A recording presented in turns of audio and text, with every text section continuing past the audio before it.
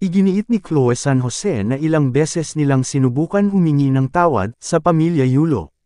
Sa kanyang mensahe sa ama ni Carlos, sinabi ni Chloe na bigo ang kanilang pagsubok na magkaroon ng pag-uusap sa pagitan nilang lahat. Matagal na panahon at ilang beses na po kami nag-sorry ni Kaloy at nag-try makipag-usap po sa inyong lahat, pero bakit po ganito? Pero wala na po yun tito nakapagpatawad na po kami and we're always praying for you po, wika ni Chloe. Ngunit tila kabaliktaran ito ng sinasabi ng kampo ng pamilya Yulo. Matatandaan na nasa Olympics pa lamang si Carlos ay ilang beses nang nanawagan si Mr. Yulo para sila'y mag-usap-usap. Anak, congrats sa'yo, congrats sa inyo ni Chloe, sana mag-usap tayo, mag-usap kayo ni mama mo kung ano man yung issue, pag-usapan natin.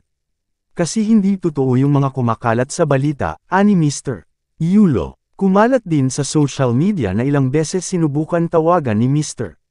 Yulo ang kanyang anak ngunit hindi ito sumasagot. Samantala, ayon naman sa presidente ng Gymnastics Association of the Philippines, GAP, na si Cynthia Carrion, si Chloe umano ang sumubok na pag-ayusin ang pamilya Yulo. Ngunit hindi ito natuloy nang bigla na lamang mag-post si Mrs. Angelica ng Japan parent talaga. Lakas!